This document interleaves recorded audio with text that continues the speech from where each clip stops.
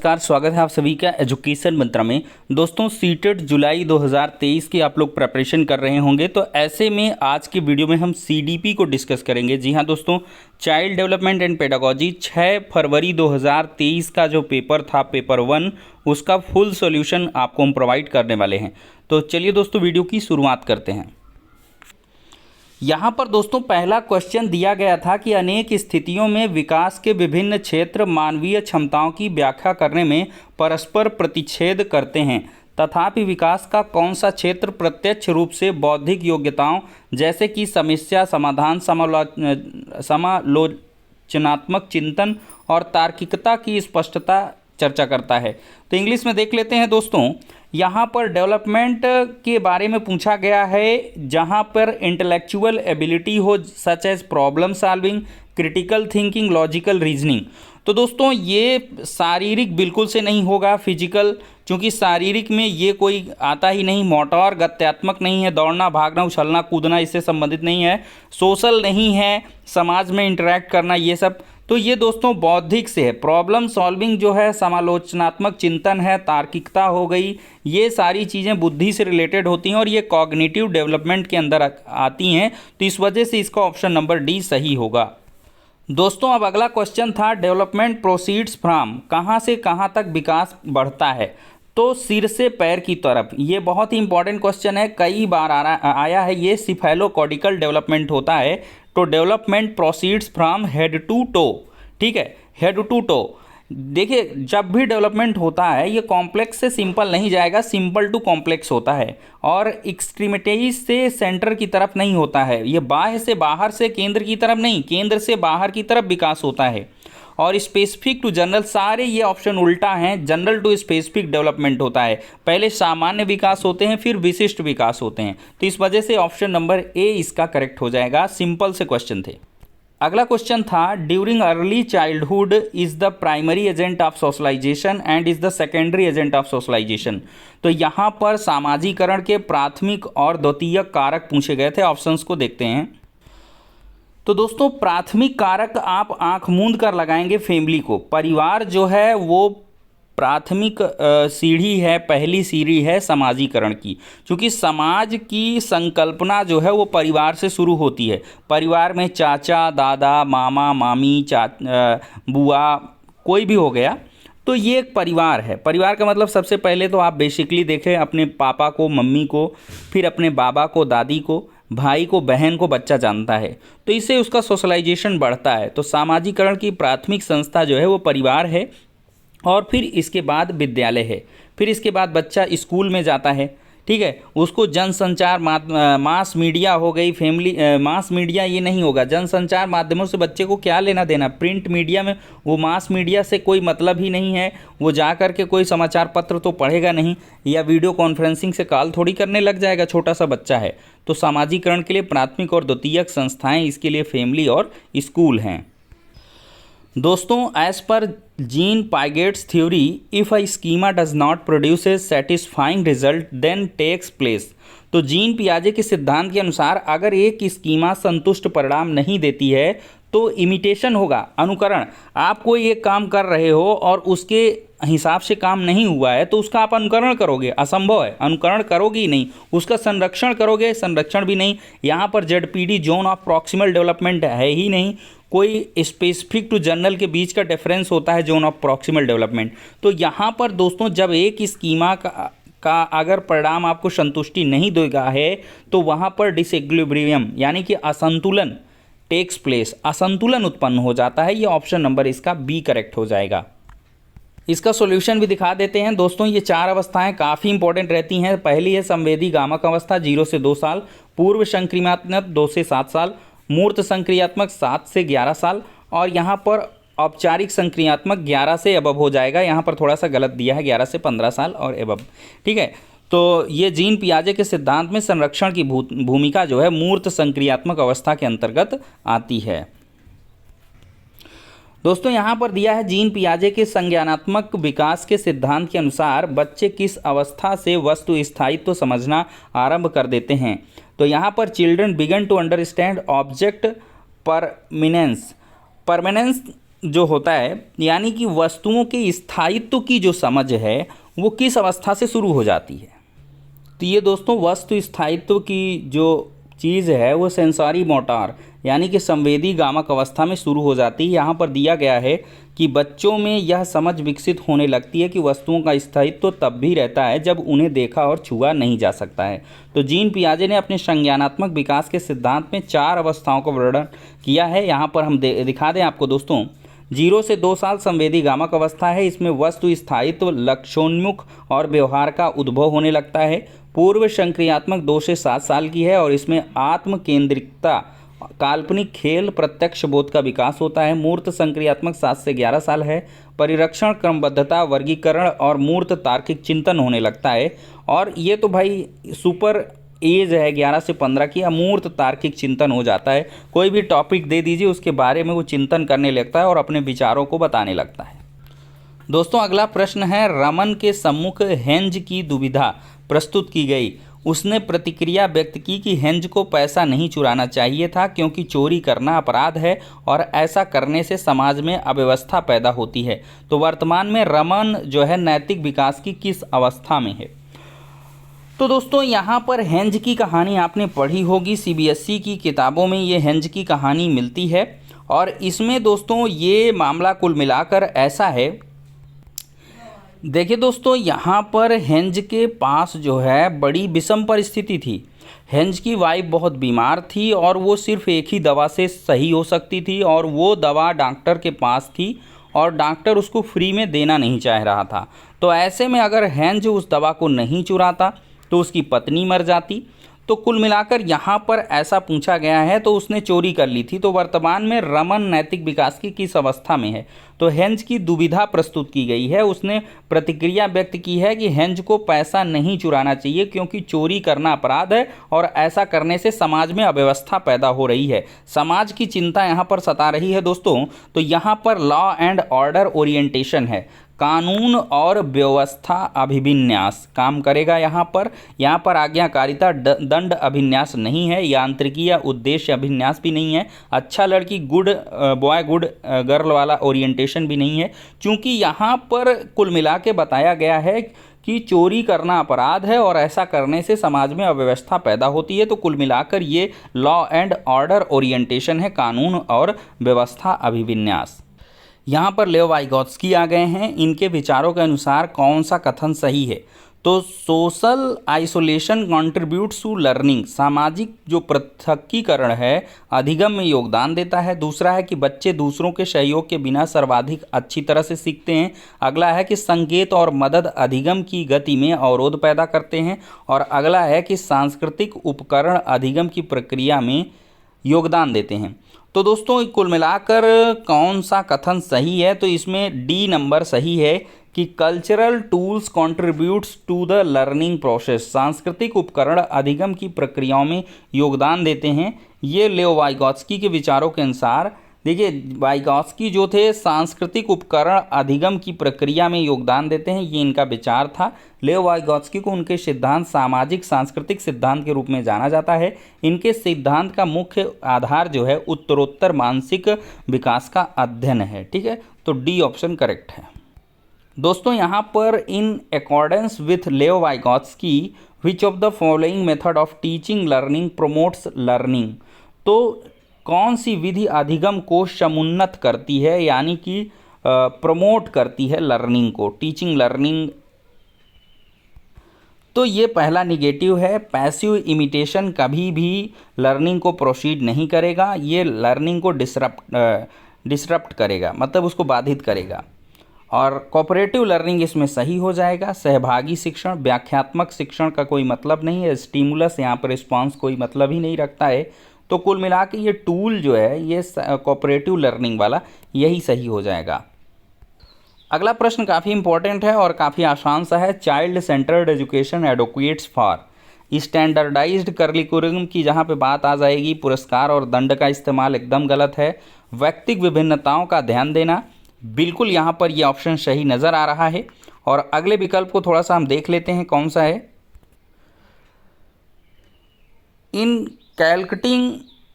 Entity belief of ability, यानी कि योग्यता के सत्तावादी मत का विकास करना, बिल्कुल फर्जी सा ये कथन है। तो यही व्यक्तिगत विभिन्नताएं, हर एक बच्चे की इंडिविजुअल डिफरेंसेस हैं और उनका ध्यान देना बहुत ज़रूरी है। यही तो चाइल्ड सेंटर्ड एजुकेशन का मतलब है। ऑप्शन नंबर सी आराम से सही हो जाएगा। दोस्तों ये काफ़ी मज़ेदार प्रश्न पत्र था और हार्ड भी कहा जा सकता है इस शिफ्ट को, चूँकि इसमें बहुत सारे क्वेश्चन डीपली पूछे गए हैं। हार्वर्ड गार्डनर भी पूछा गया है। तो हार्वर्ड गार्डनर का बहुबुद्धि का सिद्धांत है। इनके अनुसार बुद्धि के सभी बच्चों में एक समान स्तर होते हैं, levels are same among all tenses. यहाँ पर बिल्कुल फर्जी है। बुद्धि के लेवल सभी में समान कैसे हो सकते हैं? Is a general ability which has no biological base. एक सामान्य योग्यता है, बुद्धि एक सामान्य योग्यता है जिसका कोई जैविकीय आधार नहीं है, जन्म से ही स्थिर है और इस पर परिवेशी कारकों का कोई प्रभाव नहीं पड़ता है। फर्जी स्टेटमेंट है, इस पर परिवेशी कारकों का प्रभाव पड़ेगा ही नहीं, बिल्कुल गलत सी बात है। और अगला है कि कई प्रकार की होती है और व्यक्तियों के पास विभिन्न प्रकार की बुद्धि के विभिन्न स्तर होते हैं। मैंने आपको पहले ही बताया था, हार्वर्ड गार्डनर का बहुबुद्धि का सिद्धांत है, यानी कि मेनी काइंड्स ऑफ इंटेलिजेंस इन्होंने बताया, डिफरेंट काइंड ऑफ इंटेलिजेंस। तो इस प्रकार से ये सही हो जाएगा, कई प्रकार की होती है और व्यक्तियों के पास विभिन्न प्रकार की बुद्धि के विभिन्न स्तर भी होते हैं। तो दोस्तों यहाँ पर हमें सुकरात या अरस्तु नहीं बनना है, हमको सीटेट उत्तीर्ण करना है, अच्छे नंबर से उत्तीर्ण करना है। आप ट्रिक से काम करिए आराम से, ज़्यादा नहीं तो दिमाग में जोर देंगे तो दिमाग छितरा जाएगा आपका। तो आराम से इसमें हार्वर्ड गार्डनर का बहुबुद्धि का सिद्धांत समझिए, यानी कि इन्होंने बहुत सारी बुद्धियों के बारे में बताया है और उसी के आधार पर एलिमिनेशन अप्रोच को आप लेकर चलिए। किसी भी क्वेश्चन को पढ़िए, ऑप्शंस को पढ़िए, एलिमिनेट करिए सीधे से कि ये होगा ही नहीं, ये नहीं होगा, ये नहीं होगा, अब इन दोनों में कौन सा होगा, कौन सा बेस्ट है। एक बार फिर क्वेश्चन में जाइए और दोनों में से एक को लगा दीजिए, आपका सही हो जाएगा। दोस्तों अगला क्वेश्चन है असर्सन रीजन का है। अधिगम का सामाजिक रचनावादी सिद्धांत अधिगम प्रक्रिया को सहज सुगम बनाने के लिए कक्षा में मुद्रित समृद्ध परिवेश के सृजन पर बल देता है। काफ़ी हार्ड सी हिंदी है, इंग्लिश देख लेते हैं। Socio constructivistic theory of learning emphasises on creating print rich environment in the class of facilitate learning process, बिल्कुल सही है। School climates does not play any role in the language development and language development is entirely dependent on biological maturation, बिल्कुल फर्जी सा है भाई, बिल्कुल गलत है भाई। तुम कैसे कह सकते हो सोशल क्लाइमेट, जो स्कूल का क्लाइमेट है, does not play any role, कोई रोल ही नहीं है लैंग्वेज डेवलपमेंट में, तो फर्जी आदमी स्कूल भेजता है, बिल्कुल सा गलत है। तो यहाँ पर असर्सन सही है, रीजन गलत है। सीधे से हो गया आपका option number C option, A is true यानी कि आर इज़ फॉल्स। असर्सन सही है, रीजन गलत है। दोस्तों आपको पेपर में जोर ही नहीं देना है, आराम से पढ़ना है और लगाना है। देखिए लड़के बहुत शक्तिशाली होते हैं, कठोर होते हैं, लड़कियां नरम होती हैं, संवेदनशील होती हैं। अरे कोई ठप्पा लगा है कि लड़के बहुत शक्तिशाली कठोर होते हैं, लड़कियां कठोर शक्तिशाली नहीं हो सकती हैं। तुम्हारे दिमाग में गोबर भरा है, यानी कि सच स्टेटमेंट अगर आप दे रहे हो तो आप जेंडर स्टीरियोटाइप्स हो, जेंडर रूढ़िवादिता विचारधारा से ग्रसित हो। जेंडर स्टीरियोटाइप आपका ये ऑप्शन नंबर डी गलत हो जाएगा, यानी कि यह सही हो जाएगा। जेंडर इक्वलिटी है ही नहीं, जेंडर इक्विटी है ही नहीं यहाँ पर। जेंडर समता की बात, समानता की बात, सशक्तिकरण की बात, एम्पावरमेंट की कोई बात नहीं है यहाँ पर। तो ये कैटेगराइजेशन कर रहा है कि लड़का शक्तिशाली होगा, कठोर होगा, लड़कियां नरम होंगी, संवेदनशील होंगी, तो ये जेंडर स्टीरियोटाइप है, ठीक है। अगला क्वेश्चन है individual differences is preferred learning style of children should not be addressed by. बच्चों की स्वीकृत अधिगम शैलियों में व्यक्तिगत विभिन्नताओं को किस प्रकार से संबोधित नहीं किया जाना चाहिए? उन्हें बहुविध तरीके से जानकारी प्रस्तुत करके, उन्हें बहुविध तरीकों से जानकारी पर काम करने का अवसर देके, उन्हें बहुविध तरीके से काम में शामिल होने के अवसर देके, उनका बहुविध तरीकों से नामीकरण, लेबलिंग व पृथक्करण करके। तो दोस्तों निगेटिव का भाई निगेटिव होगा, किस प्रकार से संबोधित, यहाँ पे हमको सब मज़ा दे रहा था। बहुविध तरीकों से जानकारी प्रस्तुत करके बहुविध जानकारियों पर काम करने का अवसर दोगे, उन्हें शामिल होने का अवसर दोगे, लेकिन यहाँ पर उनका बहुविध तरीकों से लेबलिंग करोगे, सेग्रीगेशन करोगे, पृथक्कीकरण, और यहाँ पर लेबलिंग, ये फर्जी है, निगेटिव स्टेटमेंट है, निगेटिव वर्ड है। तो सीधे से आप निगेटिव का भाई निगेटिव कर दोगे, ऑप्शन नंबर डी यहाँ से सही हो जाएगा। अगला क्वेश्चन है, assessment should be done mainly to, आकलन करने का मुख्य कारण क्या है? विद्यार्थियों में परीक्षा के प्रति भय पैदा करना, निगेटिव है, गलत करिए। फिर है, अधिगम को अनुकूलतम बनाने के लिए विद्यार्थियों की खूबी और चुनौतियों की पहचान करना, चलिए छोड़ते हैं इसको। विद्यार्थी के निष्पादन के अनुसार उन्हें आगे की कक्षा में प्रोन्नत करना या रोक लगाने के लिए, बिल्कुल नहीं, प्रमोट करने के लिए, detain students and their performance के बेस पर उन्हें प्रमोट करना है, रोकना है, व्यवहारिक नहीं है ये। असाइन रैंक्स असाइन करोगे, विद्यार्थियों की श्रेणी दोगे, उसको वरीयता में वर्गीकृत करोगे, फर्जी है, गलत है, निगेटिव स्टेटमेंट है। तो सीधे से मेरे भाई ऑप्शन नंबर बी करेक्ट हो गया। अधिगम को अनुकूलित बनाने के लिए विद्यार्थियों की खूबियों और चुनौतियों की पहचान करने के लिए आकलन सिर्फ इसलिए किया जाता है। आइडियल जो ऑप्शन है, आदर्श जो प्रस्तुत करे विकल्प, उसी को आप सही मानिए। दोस्तों अगला प्रश्न है, you want to promote critical thinking among your students, आप अपने विद्यार्थियों में समालोचनात्मक चिंतन को समुन्नत करना चाहते हैं। ऐसा करने के लिए आप निम्नलिखित में से किन कौशलों का संवर्धन करना चाहेंगे? अभिसारी चिंतन, समालोचनात्मक चिंतन को बढ़ावा देना है, आपको प्रमोट करना है क्रिटिकल थिंकिंग को, और आप कन्वर्जेंट थिंकिंग को बढ़ावा देंगे। कन्वर्जेंट नहीं मेरे भाई, डाइवर्जेंट थिंकिंग होता तो एक बार चलता काम। और कंठस्थीकरण, रोट मेमोराइजेशन एकदम से निगेटिव है। रटंत विद्या करके उनको एकदम से रट्टू तोता बनाओगे, आगे चल के गड़बड़ा जाएंगे। पैसिव इमिटेशन, निष्क्रिय अनुकरण करवाओगे, सक्रिय अनुकरण होना चाहिए। तो यहाँ पर सेल्फ रिफ्लेक्शन, स्वचिंतन प्रतिबिंबन, यही आपका पॉजिटिव स्टेटमेंट है, यही सही हो जाएगा। दोस्तों विद्यालयों में सुविधा वंचित पृष्ठभूमि से आने वाले बच्चों का निम्न स्तरीय निष्पादन किस ओर संकेत करता है? Low performance of children from disadvantaged backgrounds in school indicates that, जो वंचित परिवेश से बच्चे आ रहे हैं, जिनका परिवेश खराब है, पिछड़ापन है, और उसका अगर निम्न स्तरीय निष्पादन है, तो विद्यालय सभी विद्यार्थियों की आवश्यकताओं की ओर ध्यान देता है। इसका मतलब इसकी ओर संकेत कर रहा है, बिल्कुल गलत है। अगर सबकी आवश्यकताओं की तरफ ध्यान देता तो लो परफॉर्मेंस बच्चों का क्यों आता?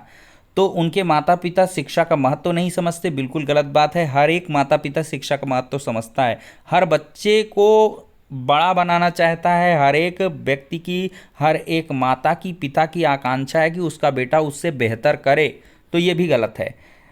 तीसरा है कि विद्यालय सभी बच्चों की आवश्यकताओं और योग्यताओं को संबोधित नहीं कर पाते, ये बिल्कुल सही है। School is not responsive to needs and abilities of all children, सभी बच्चों को समान रूप से अवसर नहीं दे पा रहा है, इसी वजह से लो परफॉर्मेंस आ रही है। सोशल एनवायरनमेंट, बच्चों का सामाजिक परिवेश बच्चों के अधिगम के लिए पूरी तरह से उत्तरदायी है, बिल्कुल ये गलत है, क्योंकि पूरी तरीके से आप fully solely responsible of child's learning, इसको सोशलाइजेशन को बोल दिया है, तो फिर समाज से ही सब सीख ले बच्चा, स्कूल की क्या आवश्यकता है? तो ऐसे में गलत है। तो देखिए यहाँ पर दिया भी है, विद्यालयों में सुविधा वंचित पृष्ठभूमि से आने वाले बच्चों का निम्न स्तरीय स्थापन जो निष्पादन है, वो यह संकेत करता है कि विद्यालय सभी बच्चों की आवश्यकताओं और योग्यताओं को संबोधित नहीं कर पाते हैं, क्योंकि प्रत्येक बच्चे की आवश्यकता और योग्यता अलग अलग होती है। अतः ऐसे बच्चों के समावेशन के लिए उनके बौद्धिक स्तर के अनुसार उनको अनुकूल लगने वाली सामग्रियों के प्रयोग द्वारा शिक्षण कार्य कराया जाए, जिससे कि वे सहज महसूस करें और कक्षा में समायोजित हो सकें। जी हाँ दोस्तों, हर एक बच्चे की अलग अलग आवश्यकताएँ हैं, अलग अलग उसकी इंडिविजुअल डिफरेंसेस हैं, उनकी पहचान करें, उनके आधार पर उनको माहौल उपलब्ध कराएं, और जब वो थोड़ा सा पटरी में आ जाए तब सबके साथ समावेशित करें। यहाँ पे इंडिविजुअली आपको बच्चे को ध्यान देना है, लेकिन ऐसा कोई कर पाता नहीं। दोस्तों विकलांगता व्यक्तिक और सामाजिक कारकों के बीच बाधित अंतःक्रियाओं का परिणाम है। Disability is a result of impaired interaction between individual and social factors which model of disability supports their this view. तो चिकित्सकीय दानशीलता, सामाजिक या मानवीय आधार, तो कौन सा प्रतिमान इस दृष्टिकोण को समर्थन देता है? दोस्तों एक बार और पढ़ते हैं, विकलांगता व्यक्तिक और सामाजिक कारकों के बीच बाधित अंतःक्रियाओं का परिणाम है। विकलांगता का कौन सा प्रतिमान इस दृष्टिकोण को समर्थन देता है? तो दानशीलता, चिकित्सकीय और मानवीय अधिकार, अगर ऐसा है तो आप विकलांगता व्यक्तिक और सामाजिक कारकों के बीच बाधित अंतःक्रिया का परिणाम नहीं होता, ये सामाजिक है, सोशल है, ये सोशल व्यू है, ठीक है। विच model of disability supports this view, तो ये सोशल सामाजिक जो व्यू है वो ये कहता है कि विकलांगता व्यक्तिक और सामाजिक कारकों के बीच बातचीत अंतःक्रियाओं का परिणाम है। इस वजह से ऑप्शन सी। एक्सप्लेनेशन देखते हैं। तो विकलांगता का सामाजिक प्रतिमान इस दृष्टिकोण को समर्थन देता है जिसका संबंध व्यवहारगत और पर्यावरणीय बाधाओं से है, जो व्यक्ति को समाज में अन्य लोगों के साथ एक समान आधार पर उनकी पूर्ण और प्रभावी भागीदारी से रोकती है। विकलांग अधिनियम 1995 के अनुच्छेद 26 में विकलांग बच्चों को 18 वर्ष की आयु तक मुक्त और अनिवार्य शिक्षा का अधिकार प्राप्त है, ठीक है। तो प्रत्येक वर्ष 3 दिसंबर को संयुक्त राष्ट्र संघ द्वारा विश्व दिव्यांग दिवस दिव्यांग व्यक्तियों के अंतर्राष्ट्रीय दिवस के रूप में मनाया जाता है। श्रवण बाधित बच्चे आ गए। हियरिंग इम्पेयरमेंट बच्चे हैं, इनके समावेशन के लिए टीचर को क्या करना चाहिए? जानकारी प्रस्तुत करने के लिए व्याख्यान विधि का अतिशय प्रयोग करें। अधिगम के आकलन के लिए मौखिक परीक्षणों को प्रयोग करें। यहाँ पर श्रवण बाधित हैं तो सुन नहीं पाते अच्छे से, तो यहाँ पर कक्षा में सांकेतिक भाषा के प्रयोग का निषेध करेंगे, बिल्कुल गलत है। सुन नहीं पा रहा, सांकेतिक भाषा का आप निषेध कर दोगे, सांकेतिक में तो दिखता रहता है ना। तो ensure that oral communication is supplement with visual representation, यानी कि यह सुनिश्चित करना कि मौखिक संप्रेषण दृश्यात्मक प्रस्तुतिकरण के साथ पूरित हो, ठीक है। तो ये सही हो जाएगा। दोस्तों, students with giftedness are likely to, मेधावी प्रतिभाशाली बच्चों में किस तरह की संभावनाएं हैं? तो इसमें है उनमें मूल बातों की सहज समझ का अभाव होता है, अभाव तो रहता ही नहीं। अपने सहपाठियों की तुलना में काफ़ी धीमी गति से प्रतिक्रिया देते हैं, गलत है। यदि कार्य चुनौती भरा तो उस काम को तुरंत छोड़ देते हैं, ये प्रतिभाशाली का लक्षण ही नहीं है। यहाँ पर यही है कि समाधान खोजने के प्रति इच्छा व्यक्त करते हैं, सो ईगरनेस टू फाइंड सॉल्यूशन, यही प्रतिभाशाली बच्चे, मेधावी बच्चे का जो है ये जो है 140 प्लस जिसकी IQ है 140 से अधिक लब्धांक जिसका है वो प्रतिभाशाली है। Which one of the following provision with cause challenges to a student having attention deficit hyperactivity disorder, कौन सा प्रावधान attention deficit hyperactivity disorder वाले विद्यार्थी के लिए चुनौती प्रस्तुत करेगा? ठीक है, 20 नंबर। यहाँ पर लिखित प्रदत्त कार्यों के लिए सहायक प्रौद्योगिकी तक सुगम्य पहुँच, access to assistive technology for written assignment, stimulate range of senses यानी कि विभिन्न संवेदों का उद्दीपन। अगला है प्रदत्त कार्य को छोटे छोटे प्रबंधनीय समूहों में प्रस्तुत करना, और यहाँ है बिना किसी अंतराल के लंबी अवधि वाले व्याख्यान। तो कौन चुनौती प्रस्तुत करेगा, कौन सा प्रावधान? यहाँ पर दोस्तों attention deficit hyperactivity disorder है, यानी कि ज़्यादा देर तक वो अटेंशन को कायम नहीं रह पाता है, और यहाँ पर बच्चों को अंतराल में पढ़ाना भी चाहिए, लेकिन ये एक प्रकार की एक बीमारी है। ठीक है, attention deficit hyperactivity disorder मतलब एक लंबे समय तक, लंबे अवधि तक जो अटेंशन है मतलब एक चीज़ पर ध्यान केंद्रित कर पाना वो बच्चा नहीं कर पा रहा, और आप घुसेड़े पड़े हैं कि यहाँ पर जो है बिना किसी अंतराल के लंबी अवधि वाली व्याख्यान उसको देंगे। तो यही गलत है भाई, यही निगेटिव है। ऑप्शन नंबर डी, विद्यार्थी के लिए चुनौती प्रस्तुत ही करेगा, यही प्रावधान आपका। अगला है असर्शन है, teacher should encourage student to collaborate, do group work and actively participate in cooperative learning. मज़ेदार है, learning is a social activity and students construct knowledge collectively. ये भी सही है, मतलब अध्यापक को अपने विद्यार्थियों को सहयोगात्मक अधिगम में सहयोग करने, समूह कार्य करने और सक्रिय रूप से भाग लेने के लिए प्रोत्साहित करना चाहिए। सही है, अधिगम एक सामाजिक गतिविधि है और विद्यार्थियों को सामूहिक रूप से ज्ञान सृजन करना चाहिए, बिल्कुल सही है। ए और आर दोनों सही है, आर ए की अच्छी व्याख्या करता है, मेरे हिसाब से ये ऑप्शन नंबर ए करेक्ट होगा, और यही दोस्तों आपका ऑप्शन नंबर ए सही भी है। चलिए अगला प्रश्न लेते हैं। शिक्षण अधिगम की निम्नलिखित में से कौन सी विधि ज्ञान के सृजन में विद्यार्थियों की सक्रिय भूमिका को महत्व नहीं देती है? यहाँ पर हम इंग्लिश में पढ़ते हैं, method of teaching learning does not value active role of student in knowledge construction. तो बिहेवियर कंडीशनिंग, व्यवहार अनुकूलन, सहपाठी सहभागिता, ये सही है। डिस्कवर लर्निंग, अन्वेषण सोच में, पारस्परिक शिक्षण, रेसिप्रोकल टीचिंग, ये तीनों तो सही हैं एक हिसाब के हैं, लेकिन बिहेवियरल कंडीशनिंग जो है, व्यवहार अनुकूलन, ये निगेटिव समझ में आ रहा है, इसी को ठोंक दीजिए, यही सही हो जाएगा। देखते हैं, चलिए ये देखिए ऑप्शन नंबर ए, तो इसी प्रकार से लगाइए। दोस्तों अगला है students learn better and effectively by passive imitation, इसके द्वारा अच्छे से सीखेंगे। विद्यार्थी किसके द्वारा बेहतर और प्रभावशाली तरीके से सीखते हैं? निष्क्रिय अनुकरण करके, पुरस्कार दंड के अभाव में, जिज्ञासा और अन्वेषण, यही बिल्कुल सही है। इंक्वायरी एंड डिस्कवरी, कंठस्थ करके, रोट लर्निंग, रोट मेमोराइजेशन, बिल्कुल नेगेटिव है, इसको बिल्कुल हटाइए। अगला प्रश्न है निम्नलिखित में से कौन सा विद्यार्थियों के समस्या समाधान कौशलों के विकास में बाधक है? Which one of the following hinders development of problem solving skill among student? Analogical thinking, अनुरूपात्मक चिंतन, प्रकार्यात्मक स्थिरता और बहुविध तरीकों से प्रश्नों का प्रस्तुतिकरण, प्रासंगिक सूचनाओं पर केंद्रित होना। यहाँ पर दोस्तों एनालॉजिकल थिंकिंग हो गया, representation of problem in multiple ways, मतलब कोई प्रश्न है उसका बहुविध तरीकों से प्रस्तुतिकरण करोगे तो आपका सॉल्यूशन निकल सकता है। फोकस और ऑन रिलेवेंट इन्फॉर्मेशन, जो प्रासंगिक सूचनाओं उन पर ध्यान केंद्रित करे। और यहाँ पर फंक्शनल फिक्सिडीनेस की बात की गई है, प्रकार्यात्मक स्थिरता, जहाँ पे स्थिरता आ गई निगेटिव हो गया, तो सीधे से यही बाधक हो गया। दोस्तों in what ways should alternative conceptions carried by students be addressed by the teacher? विद्यार्थी द्वारा ग्रहित वैकल्पिक अवधारणाएं अध्यापकों द्वारा किस प्रकार संबोधित की जानी चाहिए? यहाँ पर दोस्तों विद्यार्थियों द्वारा ग्रहित वैकल्पिक अवधारणाएं अध्यापकों द्वारा किस प्रकार संबोधित की जानी चाहिए? वैकल्पिक अवधारणाओं की कोई चर्चा किए बिना अनदेखी की जाए, निगेटिव है, हटा दीजिए।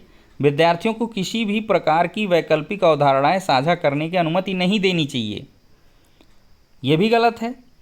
किसी भी प्रकार की वैकल्पिक अवधारणा को साझा करने की अनुमति नहीं देनी चाहिए, यह भी निगेटिव है, तो इस वजह से इसको हटा दीजिए, ये भी गलत, ये भी गलत।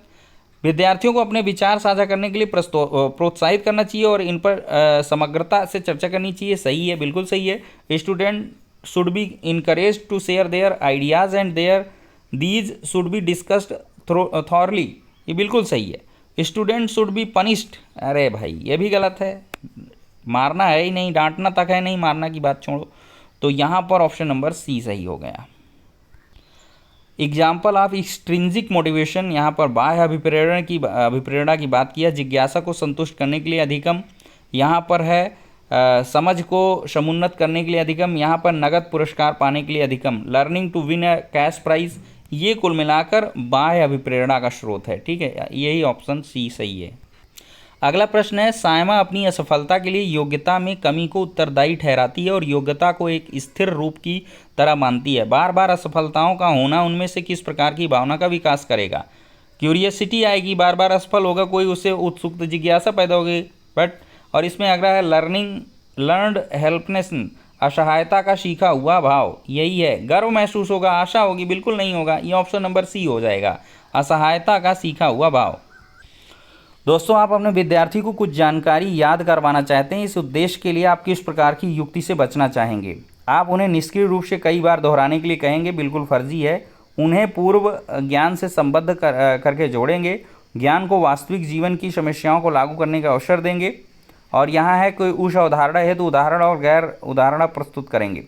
तो कुल मिलाकर कहा है कि आप किस युक्ति से बचना चाहेंगे, मैंने थोड़ा सा ध्यान नहीं दिया, इसमें किस युक्ति से बचना चाहेंगे? आप उन्हें निष्क्रिय रूप से कई बार दोहराने के लिए कहेंगे, बस इसी युक्ति से आप बचा दीजिए, नहीं तो बच्चा रट्टू तोता बन जाएगा। यही ऑप्शन गलत है, रट्टू तोता वाला ऑप्शन हमेशा गलत होता है।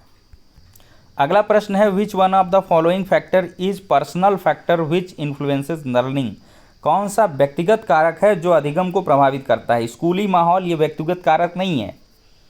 आनुवंशिकता ये बिल्कुल सही है। सांस्कृतिक संदर्भ हो गया, टीचर्स पेडागोजी हो गई, ये सब सामूहिक कारक है, लेकिन व्यक्तिगत कारक जो है जो प्रभावित करता है बच्चे की अधिगम को, वो है हेरिडिटी यानी कि आनुवंशिकता। दोस्तों लास्ट क्वेश्चन है learning is negatively influenced by, अधिगम किसके द्वारा नकारात्मक रूप से प्रभावित होता है? स्कैफोल्डिंग प्रोवाइडेड बाई टीचर, अध्यापिका द्वारा प्रदान पाठ, यानी कि कहीं गड़बड़ा रहा बच्चा तो थोड़ा सा हेल्प कर दिया, तो नकारात्मक रूप से इससे प्रभावित हो जाएगा, गलत है। फीलिंग ऑफ होपलेसनेस, निराशा की भावना, विद्यालय का मुद्रित समृद्ध परिवेश यानी कि प्रिंट रिच एनवायरनमेंट है तो नकारात्मक रूप से प्रभावित करेगा। बट और अगला है individualised instruction as per students needs, विद्यार्थियों को ज़रूरत के अनुसार व्यक्तिगत रूप से उन्हें अनुदेशन देना, ये भी बिल्कुल सही है। तो यहाँ पर यही है कि फीलिंग ऑफ होपलेसनेस, निराशा की भावना, यही इनको जो है अधिगम को नकारात्मक रूप से प्रभावित करेगी। 30 का ऑप्शन नंबर बी है। हमको फर्जी चीज़ें पढ़नी ही नहीं है। तो कुल मिलाकर देखा आपने दोस्तों किस प्रकार से मनोविनोद में आराम से हमने 30 के 30 प्रश्न सही किए हैं। आपको कहीं भी किसी भी प्रश्न में समस्या हुई हो तो कमेंट करके बता सकते हैं। मतलब इस हिसाब से आप प्रश्न दोस्तों सॉल्व करेंगे सीडीपी के, तो आपको कुछ रटना भी नहीं है, कुछ समझना भी नहीं है। वही आपको जीन पियाजे, वाइगॉस्की, कोहलबर्ग, 2-3 को थोड़ा सा जो इनके की पॉइंट्स हैं उनको याद कर लीजिए। बाकी आपको कुछ नहीं पढ़ना है, सिर्फ अपना खुद का जो है दिमाग थोड़ा सा फोकस कर देना है। और यहाँ पर एलिमिनेशन अप्रोच को आप ज़्यादा से ज़्यादा लगाइए। कौन नेगेटिव है, कौन पॉजिटिव है, प्रश्न क्या है, क्या कह रहा है, नेगेटिव वे में पूछ रहा है कि पॉजिटिव वे में, थोड़ी सी कुछ एक जो है चीज़ों का आपको ध्यान रखना है। सीडीपी आपका 25 to 28 क्वेश्चन आराम से सही हो जाएगा। ठीक है, आराम से 27-28 सही हो जाएगा। अगर यही स्कोर आप लेके चलते हो, आपका 25 प्लस अगर एक सब्जेक्ट में होता है तो मेरे भाई 5 सब्जेक्ट होता है तो 125 आपका आराम से हो जाएगा। मैथ वथ में आप ज़्यादा घसीट सकते हो, हिंदी में घसीट लोगे, इंग्लिश में थोड़ा सा स्कोर कम हो जाता है बच्चों का। ईवीएस भी आपको जो है ज़्यादा से ज़्यादा आप एनसीईआरटी पढ़ डालिए, ईवीएस में भी हम लोग आराम से पढ़ाएंगे। तो चलिए दोस्तों इस वीडियो को यहीं पे ख़त्म करेंगे, लेकिन ज़्यादा से ज़्यादा आप लोग लाइक एंड शेयर कर दीजिए जिससे कि ज़्यादा से ज़्यादा लोगों तक ये पहुँचे वीडियो, और हम लोग जो है प्रीवियस ईयर के पहले क्वेश्चन पेपर को सॉल्व कर डालते हैं।